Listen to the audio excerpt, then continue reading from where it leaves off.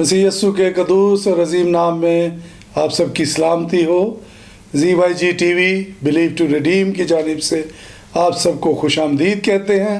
आपके लिए खुदावंद की बरकत चाहते हैं। खुदावंद अपना रहम आप सब के ऊपर कसरत से करे। आज का पाक कलाम की जानिब बढ़ते हैं। आइए हम अपनी आंखों को बंद करेंगे, सिरों को झुकाएंगे। मेरे मुंह का कलाम और मेरे दिल का ख्याल तेरे हजूर मकबूल ठहरे। ऐ मेरे खुदावंद, ऐ मेरी चट्टान और मेरा फिदिया देने वाले, आमीन। मेरे अजीज़ों, आज का पाक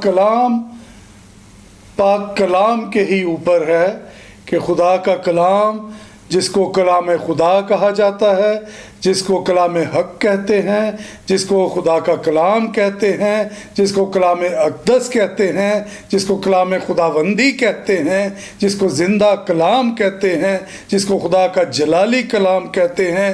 ये ज़िंदगी बख्श कलाम के मुताल्लिक हम आज पढ़ेंगे और सीखेंगे और शेयर करेंगे कि इस कलाम को, जिसको हम बाइबल मुक़द्दस कहते हैं, मेरे अजीज़ों, कलाम 4 अल्फ़ाबेट्स पर मुश्तमिल है। लफ्ज़ कलाम जो है वो 4 अल्फ़ाबेट्स पर मुश्तमिल है। काफ, लाम, अलिफ और मीम।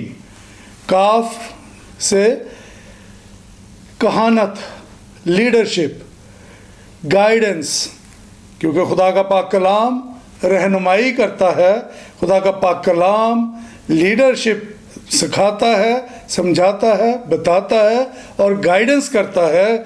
जैसे कि ज़बूर 119 उसकी 105 आयत में लिखा है, तेरा कलाम मेरे कदमों के लिए चिराग और मेरी राह के लिए रोशनी है। मेरे अजीज़ों, खुदा का पाक कलाम जो है वो हमें रास्ता दिखाता है, वो हमें तारीकी से उजाले की तरफ लेके जाता है। खुदावंद का पाक कलाम हमें गहराइयों से, उन अंधेरे गढ़ों से बचाता है जो इब्लीस या शैतान हमारे लिए तैयार करके उसने रखा हुआ है। एक मिसाल दूंगा। अक्सर लोग कहते हैं कि हम खुदा का पाक कलाम पढ़ते हैं लेकिन हमें समझ नहीं आती, या हमें बरकत नहीं मिलती, या हम उसे सीख नहीं पाते।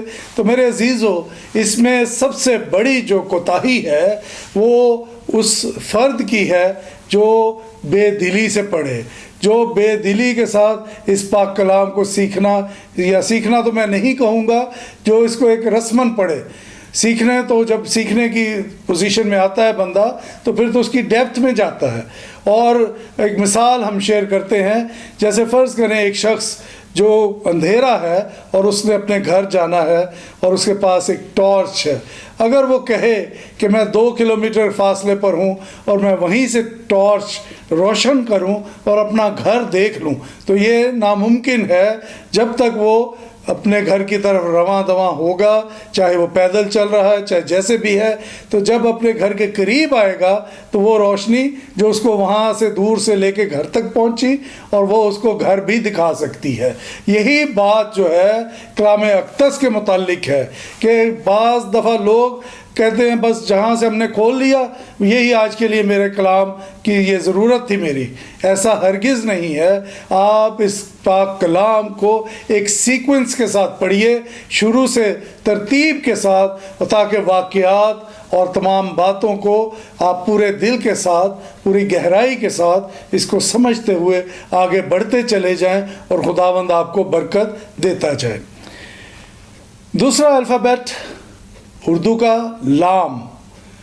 लाम से हम कह सकते हैं लुगत, जैसे कि डिक्शनरी में तमाम अल्फाज के मायने उसमें पिन्हा हैं, छुपे हुए हैं, जो हम तलाश करने पर उनको ढूंढ सकते हैं।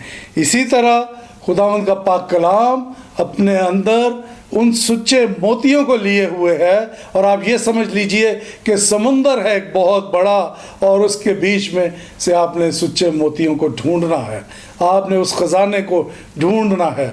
और जब तक आप खुदा के पाक कलाम में आगे नहीं बढ़ेंगे, जब तक इस समंदर में नहीं उतरेंगे, तो आप ये ख़जाना नहीं हासिल कर सकेंगे। मेरे अजीज़ों, अलिफ से अव्वल, इस पाक कलाम को अपनी ज़िंदगियों में اولیت دیجیے، اول درجہ دیجیے، اور اس میں ہر ایک چیز کا آپ کو خلاصہ ملے گا، آپ کو راستہ ملے گا۔ یہ آپ کو فرام دا بگننگ، دنیا کے آغاز سے یہ آپ کو بتاتا ہے اور آپ کی اپنی نجات کی طرف لے جانے میں آپ کی رہنمائی کرتا ہے۔ چوتھا الفابیٹ جو ہے دیٹ از میم۔ میم سے ہم ایسے کنسیڈر کریں گے کہ محبت۔ ہم جانتے ہیں کہ سب سے زیادہ اور سب سے پہلے بچے کو جو آیت سکھائی جاتی ہے سنڈے اسکول میں وہ ہے خدا محبت ہے۔ میرے عزیزو، خدا کا پاک کلام محبت ہی کی تعلیم دیتا ہے، محبت ہی کی ترغیب دیتا ہے، محبت کے متعلق ہی سکھاتا ہے۔ اور یہاں تک خدا ان کے پاک کلام میں کہا گیا کہ دشمنوں کو بھی معاف کرو، دشمنوں کے لیے بھی دعا کرو، دشمنوں کے لیے بھی برکت چاہو۔ اور یہاں پر خدا کا پاک کلام جو ہے بدلہ لینے کی نہیں یا کسی کے ساتھ سختی کرنے کی نہیں، بلکہ نرم دلی اور محبت کے ساتھ پیش آنے کی تعلیم دیتا ہے۔ میرے عزیزو، خداوند کا پاک کلام بائبل مقدس نئے اور پرانے عہد ناموں پر مشتمل ہے۔ نئے عہد نامے میں 27 کتابیں ہیں اور پرانے عہد نامے میں 39 بکس ہیں، اور ٹوٹل یہ جو ہے 66 کتابیں ہیں، 66 بکس ہیں۔ میرے عزیزو، پرانا عہد نامہ جو ہے وہ چمڑے کے طمار پر عبرانی زبان میں لکھا گیا، جبکہ نیا عہد نامہ یونانی زبان میں اور پپائرس کے صفوں پر لکھا گیا تھا۔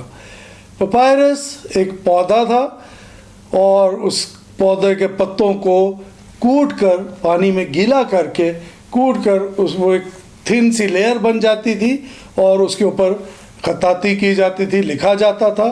اور یہ بھی ایک خیال پیش کیا جاتا ہے کہ لفظ پیپر جو ہے وہ اسی لفظ پیپائرس سے ہی چل کر آگے کو یہ یوز میں آیا۔ کلام مقدس یا بائبل مقدس روحانی طور پر علم و فراست اور تعلیمات دینے والی کتاب جس کا کوئی ثانی نہیں ہے۔ اس میں اس کی جو ہسٹورک ویلیوز ہیں وہ بھی گراں قدر ہیں۔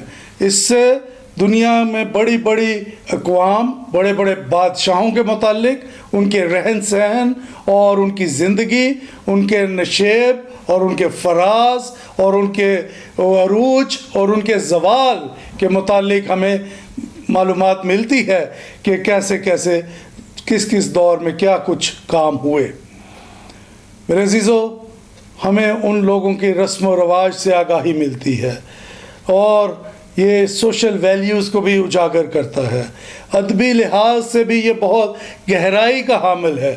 دنیا کے ہر علم کی جھلک اس میں ملتی ہے، جیسے مکالمہ ایوب کی کتاب میں، عشق حقیقی یا شعر و شاعری غزل و غزلات کی کتاب، افسانہ رود کی کتاب میں، اور اسی طرح دیگر کئی مثالیں ہم دے سکتے ہیں۔ آج کلام مقدس دنیا کی تقریباً تمام زبانوں میں موجود ہے۔ میرے عزیزو، کہا جاتا ہے کہ پرانا عہد نامہ جو ہے وہ نئے عہد نامے میں کھلتا ہے اور نیا عہد نامہ جو ہے وہ پرانے عہد نامے میں بند ہوتا ہے۔ یہ دونوں کتابیں انتہائی ضروری، انتہائی اہمیت کی حامل اور خداوند کے پاک روح اور پاک فضل اور اس کی تعلیمات پر مبنی ہیں۔ گو کہ پرانا عہد نامہ جو ہے، جس کو شریعت کے متعلق بھی کہا جاتا ہے کہ اس میں موسوی شریعت جو خدا نے موسیٰ کو دی تھی اس کے مطابق آپ کو واقعات ملیں گے، آپ کو تعلیمات ملیں گی، جبکہ نیا عہد نامہ جو ہے، جو سٹارٹنگ میں 4 اناجیل اور اس کے آگے پھر دیگر کتابیں ہیں جس میں رسولوں کے اعمال ہیں، رسولوں کے مختلف خطوط ہیں جو ہمیں ملتے ہیں، اور نیا عہد نامہ جو ہے وہ خداوند یسوع مسیح کے آنے کے وسیلہ سے وہ فضل کا دور شروع ہو جاتا ہے، اور جس کے متعلق کئی لوگوں نے اس وقت فقی فریسیوں نے کہا کہ کیا تو شریعت کو تو نفی کرتا ہے؟ تو کہا گیا کہ نہیں، میں شریعت کو پورا کرنے کے لیے آیا ہوں۔ تو لہٰذا یہ دونوں کتابیں جو ہیں لازم اور ملزوم ہیں، دونوں کتابیں نہایت اہمیت کی حامل ہیں، دونوں حصے جو ہیں کلام مقدس کے یہ خدا کی آواز ہے، خدا کا کلام ہے، خدا کے منہ کی نکلی ہوئی باتیں ہیں۔ میرے عزیزو، خداوند کا پاک کلام 2 دھاری تلوار سے بھی زیادہ تیز ہے۔ خداوند کا پاک کلام بند اور گودے میں سے گزرنے کی قدرت رکھتا ہے۔ خداوند کا پاک کلام زندگیوں کو بدلنے کی طاقت رکھتا ہے۔ خداوند کا پاک کلام پرتاثیر ہے۔ خداوند کا پاک کلام نجات بخشتا ہے۔ خداوند کا پاک کلام توبہ کا موقع دیتا ہے۔ خداوند کا پاک کلام زندگیوں کو پرکھنے کی ہدایت اور روشنی دیتا ہے۔ خداوند کا پاک کلام یسوع مسیح کے متعلق بتاتا ہے، یسوع کی زندگی کے متعلق بتاتا ہے، اس کی تعلیمات کو اجاگر کرتا ہے اور ابدی نجات تک لے کر جانے کی رہنمائی کرتا ہے۔ میرے عزیزو، یوحنا رسول نے جس انداز میں پرانے اور نئے عہد نامے کی لڑیوں کو آپس میں پرویا، جس سے ہر ایک چیز نکھر کر سامنے آ جاتی ہے، جیسے کہ یوحنا کی انجیل 1 باب اور اس کی پہلی آیت میں لکھا ہے، ابتدا میں کلام تھا اور کلام خدا کے ساتھ تھا اور کلام ہی خدا تھا، اور پھر اسی کلام کے مجسم ہونے اور سچائی اور فضل سے معمور ہونے کے حوالہ سے یوحنا 1 باب اس کی 14ویں آیت میں ہے، اور کلام مجسم ہوا اور فضل اور سچائی سے معمور ہو کر ہمارے درمیان رہا، اور ہم نے اس کا ایسا جلال دیکھا جیسا باپ کے اکلوتے کا جلال۔ اسی طرح یوحنا کا پہلا خط 1 باب پہلی آیت لکھا ہے، اس زندگی کے کلام کی بابت جو ابتدا سے تھا، اور جیسے ہم نے سنا اور اپنی آنکھوں سے دیکھا، بلکہ غور سے دیکھا اور اپنے ہاتھوں سے چھوا۔ میرے عزیزو، خداوند کے پاک کلام سے کس طرح سے رہنمائی لینی ہے، کس طرح سے اس سے ہم نے برکت پانی ہے، کس طرح سے ہم نے کامیابی حاصل کرنی ہے، کس طرح سے ہم نے ہمیشہ کی زندگی حاصل کرنی ہے، ہم جانتے ہیں۔ خداوند کے پاک کلام میں خداوند نے یشوع سے کہا، جب موسیٰ اس دنیا سے چلا گیا اور خدا نے لیڈرشپ جو ہے وہ یشوع کو دی، تو اس نے کہا کہ جیسے میں موسیٰ کے ساتھ تھا ویسے ہی تیرے ساتھ بھی رہوں گا، بس خوف نہ کھا، بے دل نہ ہو۔ اور ساتھ یہ بھی کہا کہ شریعت کی یہ کتاب تیرے منہ سے نہ ہٹے، تجھے دن اور رات اسی کا دھیان رہے، تو اس سے نہ دائیں مڑنا اور نہ اس سے بائیں مڑنا۔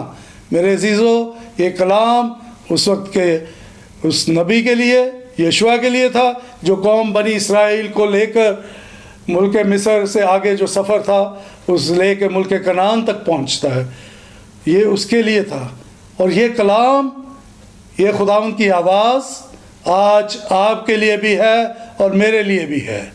یہ کلام ہر ایک جان کے لیے ہے، اور آج ہمیں دیکھنا ہے زبور 119 اس کی نامی آیت میں لکھا ہے، جوان اپنی روش کو کیسے پاک رکھے، تیرے کلام کے مطابق اس پر نگاہ رکھنے سے۔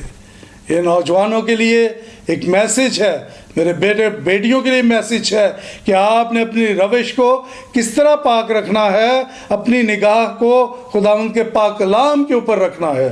اور زبور 119 اس کی 11ویں آیت میں لکھا ہے، میں نے تیرے کلام کو اپنے دل میں رکھ لیا ہے تاکہ میں تیرے خلاف گناہ نہ کروں۔ جب ہم اپنے دل کے اندر کلام کو بیج بو لیتے ہیں، جب ہم اپنے دل میں خداوند کے پاک کلام کو رکھ لیتے ہیں، تو پھر ہم گناہ نہیں کرتے، پھر ہم گناہ سے باز آتے ہیں، پھر ہماری روش پاک ہوتی ہے، پھر خدا ہمارے اوپر رحم کرتا ہے، پھر ہمارے جوان بیٹے اور بیٹیوں کی جوانی کی کوئی حقارت نہیں کر پاتا۔ میرے عزیزو، آج ضرورت ہے کہ کلام کو ہم نے تعویذ بنا کے نہیں رکھنا، ایک پیپر پہ لکھ کے جیب میں ضروری نہیں کہ آپ رکھ لیں اور کہیں کہ یہ کلام ہی مجھے سیو کرے گا، یہ کلام ہی مجھے بچائے گا۔ آج اس کلام کو اپنے دل کے اندر رکھنا ہے، آج اس خالق کو اپنے دل کے اندر جگہ دینی ہے، آج اس مسیحا کو اپنے دل کے اندر جگہ دینی ہے، تو پھر ہی ہم خداوند سے وہ برکات حاصل کر سکیں گے جو خدا نے اپنے بڑے بڑے بندوں کو، اپنے نبیوں پیغمبروں کو اس فرما برداری کے وسیلہ سے، اس پاک کلام پر چلنے کی روشنی کے وسیلہ سے، اس لیسن کی وسیلہ سے جو خدا نے ان کو دیا اور جو انہوں نے آگے لوگوں تک پہنچایا، جس کے وسیلہ سے خدا نے ان کو بہت زیادہ برکات سے مالا مال کیا۔ میری دعا ہے کہ خداوند ہم سب کو برکت دے اور اپنے جلال کے لیے استعمال کرے۔ Thank you very much, God bless you.